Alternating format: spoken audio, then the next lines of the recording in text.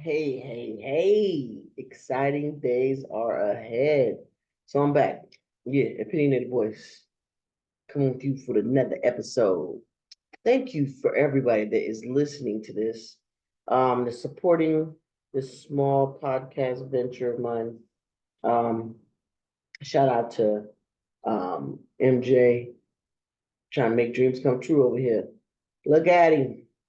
But I just want to say that our Sixers, they were 8-0 to end the season. That's a great momentum. Tells me a lot about this team. Tells me a lot about the tenacity and the assurance they have in each other, which is not always possible when you have so many different roster changes. They changed, oh my gosh, so many times because of injury, because of absences, because of uh, foul troubles, just different things that kept occurring. Maxi in and out the lineup because of injuries, and of course Joel. Um, but they have come to be cohesive. Shout out to Ricky Council the fourth, pretty Ricky will call him. Shout out to his new contract. He got a 4 year, what, $7 million deal? Great, seven plus, I believe. Phenomenal pickup. I think that their team really see how charged up he is when he does come off the bench, and I think he'll be an extremely viable, valuable, and valuable asset to this team. It's almost like a heartbeat that he brings, like a grit that he brings to this squad, and I for one like it. So let's talk about the in season tournament.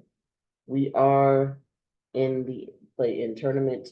Um, we play Miami on Wednesday, and some people think, oh, it's not gonna be a problem. Jimmy Butler is a problem. He has a squad lined up. Jaime is a problem. Like they're this is not gonna be an easy task, but it is doable. I'm always gonna have faith in my team. It is doable. The Atlanta Hawks and the Chicago Bulls are in ninth and 10th. They'll be playing. I like the way this bracket is set up, okay, on the East Coast. Let's just talk about the East Coast right now. So, whoever wins between the Sixers and the Heat will play against the Knicks.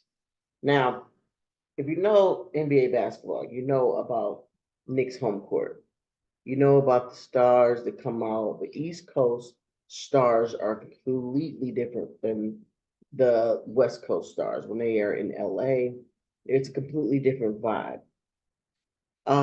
It's been a minute since the Sixers have played the Knicks in the playoffs. It's been a minute. Um, and I think it's going to be a heck of a vibe.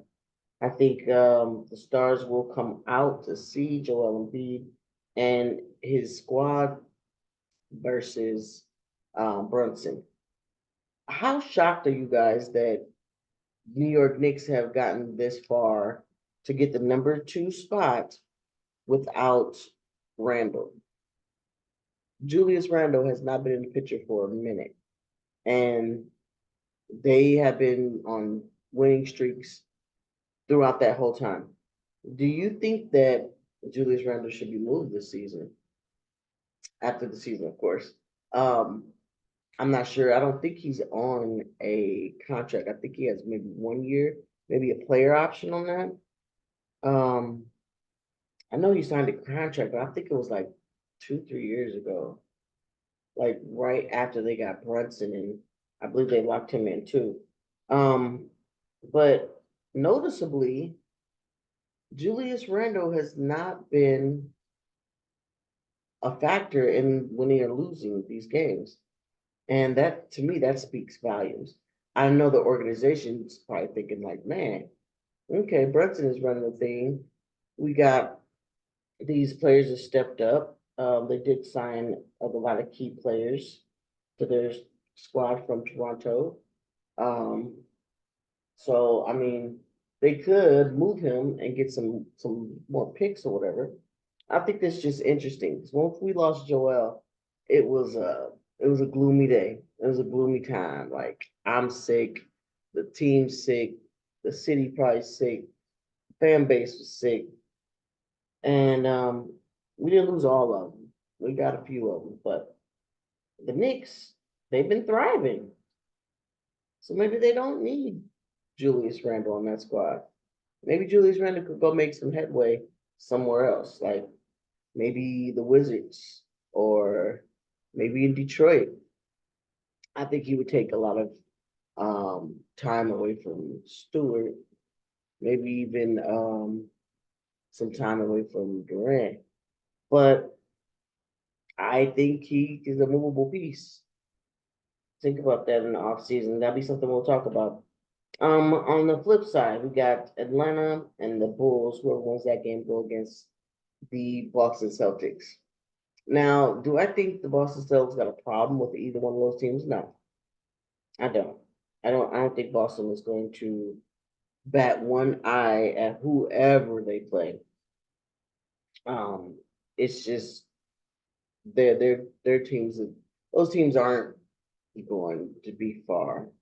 They're not going to win, but they could steal a game. It's the playoffs. They could steal a game. You never know. You know, with injuries and sometimes you have an off night of shooting. You never know. Um, but honestly, I think the Boston Celtics will sweep either one of those teams. Now, this is where it gets interesting. Um, the second round, because I do believe that we could take out the Knicks. I'm just gonna put that out there. Um, I think the Heat will beat out Chicago or Atlanta, and they're gonna move into that eighth spot and go up against Boston. Boston against Miami is going to be a hot ticket. Like honestly, it's gonna be a hot ticket. And I think Miami can push them to their limit. I think it can go 7 games. And if it goes 7 games, then my money's on Jimmy Butler and the Miami Heat. And that would be devastating for Beantown. Devastating. If y'all get to hear my dog barking here in a second, just ignore him. I'll try to pause and all that because he don't like nobody. He don't like nobody messing with his mama's podcast. So he just believes he can just bark at anybody and everybody. Hey, calm down.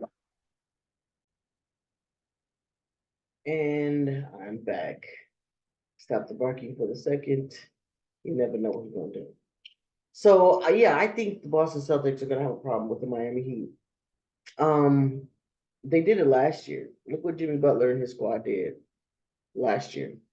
They took out the number one seed Milwaukee Bucks, dusted them off proper. They didn't even wait to the seventh game. Um, um, I think that they are a little too cocky right now. Yeah, they won a lot of games. They won, what, 67 games or something like that. They won a lot of games. We beat them in the beginning of the season. Yeah, you might be thinking, oh, that was the beginning of the season. So I think that Miami's gonna get them a run for their money. So that's my opinion, and that's what I'm sticking to. Don't count out the Miami Heat. We might we're gonna might take them out, but they're definitely gonna be Atlanta or Boston or Chicago. They're definitely gonna get that next spot. And that Boston series is gonna be a doozy. Just like that. New York is gonna be a doozy with Philly, doozy. Milwaukee and the Pacers. Now that's interesting. Why is that interesting, you say? Because the Pacers are score first, you know, score. Well, let me put it like this. They play defense for the first half. They make sure that they get, either neck and neck with you, where you out on their defense, running around, this and the other. I've noticed this. And then in the second half, they're shooting lights out.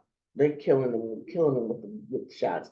threes here and alley oops here, and they killing them. They're wearing teams down and then taking their soul. So I believe that the Pacers will get past the number 3 seed Milwaukee Bucks. They're gonna be real mad that they let um Orlando win that last game. But I think they let them win. I don't think they played really hard. Really, it didn't look like they were playing hard to me. Um, but they didn't want to go up against us. They didn't want to get that second seed and have to face um Philly or Miami. But if they would have beat Detroit or Orlando, we would have that 6th seed and we would have to play against the Knicks anyway. So, the Doc is gonna get destroyed in these playoffs. I just feel it. He's not the type of player that plays his roster out like Nick Nurse or like the Oklahoma City Thunder's coach or like the Memphis Grizzlies coach. He's a very strict, you know, veteran player coach. And you're not gonna win like that. You're not gonna win. You gotta get these young guys out there to do what they need to do to bring some grit and some heart into this team. And he's not gonna do that. If when he was with Philly, if the things did conspire the way they did with Ben Simmons gone and all that stuff, Maxey would have been sitting on the bench. Think about that. Tyrese, marvelous Tyrese Maxey, would have been sitting on the bench until like his 4th season. He would have got a little bit of time and he would have showed out. But Doc was forced to play him because he was to be reckoned with. Like, I can get out there and get you 20 points. Let me get out there. And he had no choice. He had no choice. But the Milwaukee Bucks is not the right team for him. I think the Chattanooga Cracker Killers. I think that'd be a better team for him.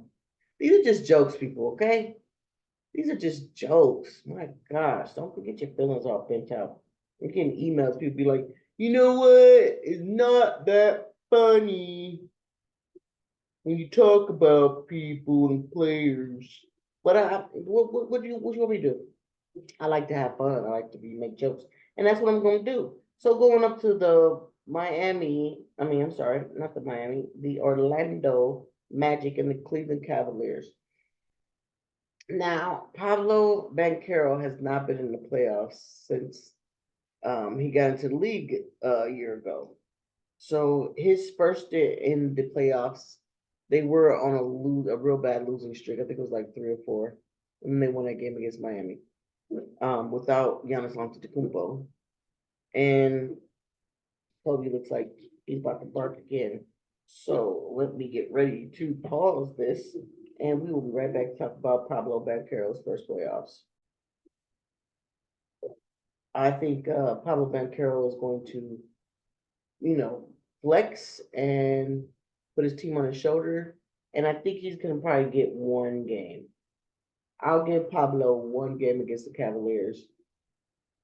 Donovan Mitchell is healthy. Garland is healthy. Their centers, their 4 and 5 are healthy. Everybody else in between that fills in, including Kevin Love, they're healthy and they're trying to make a real dent in the playoffs this season.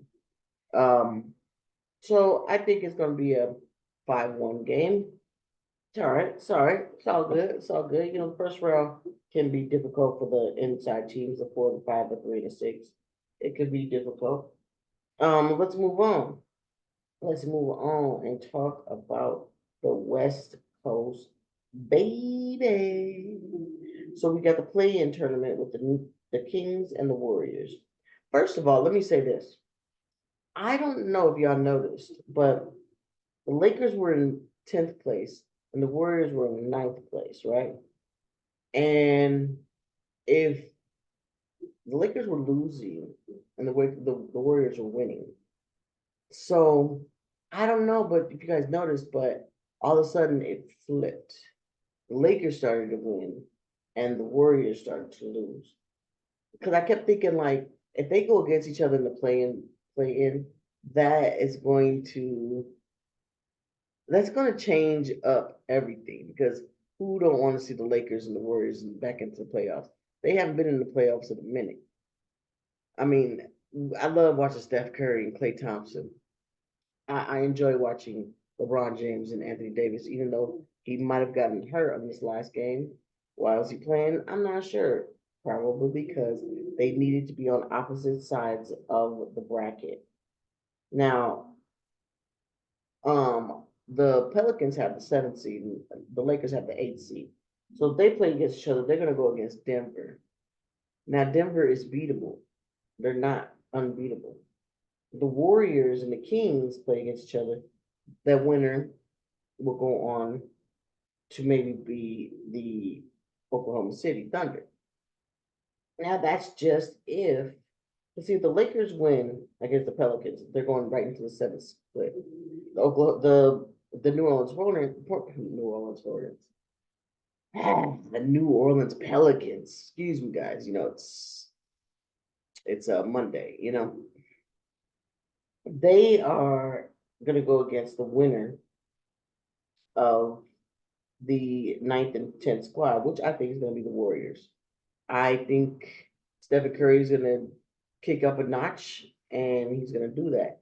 I think they did it on purpose. You want to say, "Oh, they're not losing on purpose. They're not winning. They trying to win to the." Yeah, okay. If y'all watch the last several games, you notice all of a sudden the Warriors went from being eighth spot all the way down, and the Lakers switched and went to the eighth spot. Like I've been watching, I've been keeping my eye on these games here. So, anyway, whether it is or it ain't, it is what it is now. So they'll be on opposite sides of the bracket. Could the Warriors beat the Oklahoma City Thunder? I don't know. I don't know. It'll be great to find out though. And I'm here for it. I am here for it. You guys want to sit there and say, oh well, the Warriors, they're tough. They could beat the Oklahoma City Thunder. Great. Great. Let's sell that. Let's sell that. It's going to be a great series. If the Warriors gets up in there, it's going to be a great series. I don't see a playoffs this season without the Warriors being in there. So the Kings, the Mr. Flopper of the Year, Sabonis. I can't stand his flopping. I can't stand his whining. I can't stand him just all the time complaining so much. Hey, calm down. Calm down. I'm talking about floppers. Kobe doesn't like floppers either. He just can't stand floppers. That's why he's barking. Yeah, I know. I'm gonna have an award situation coming down. Um, maybe towards the middle of the playoffs. I want to do a podcast about the awards, not just the regular awards like the MVP and all that other stuff, but I mean like the flopper of the year, the the most terrible, the worst, terriblest. I made that word up. Ref of the season. Awards like that. I'm gonna make a list and I'm going to give out these awards to the players. So be looking forward to that. It's gonna be probably a week or so before that comes out, but be looking for that because it's coming. I just can't hold all this frustration in. I just can't. I also got an award for the worst commentator, the worst analyst. You're probably thinking, why are you all talking about all the worst? I got some for the best too. I got some for the best, the the the innovative, the most biased, all that. So we will have that to do. And I might have a special guest on for that as well. Could be MJ, could be somebody else. Could be MJ and somebody else. It could go in a full circle. We gonna see, but it's gonna be fun. It's gonna be fun. So make sure you check back with that and see what's going on with that. So, do you think that the Clippers, number four Clippers, and the Dallas Mavericks is going to be a good matchup. We got Kyrie and Kawhi. We got Luca and James Harden. We got a lot of shooters in this game. What you think that's going to happen there? I think it's going to be Game 7.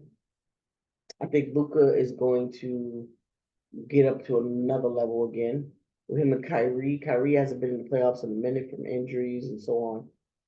So I think it's gonna be fun to watch, of course. And number 3, Timberwolves, and the number 6, Phoenix Suns. Who? How long has it been since the Timberwolves have been this high in the seeds? Not since probably Kevin Garnett. Like the big ticket was probably the last time they were this high in the seed. Um, do I think they're gonna get past the first round? I don't know, but it's gonna be fun.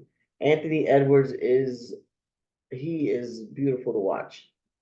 He is beautiful to watch. If you ever are like sick and tired of your team, they lose, you a Detroit Pistons fan, and you just tired of your team losing, go watch some highlight film of Anthony Edwards, and you will see the love of basketball just fill up in your heart and your soul, and you gonna keep on cheering those Pistons on.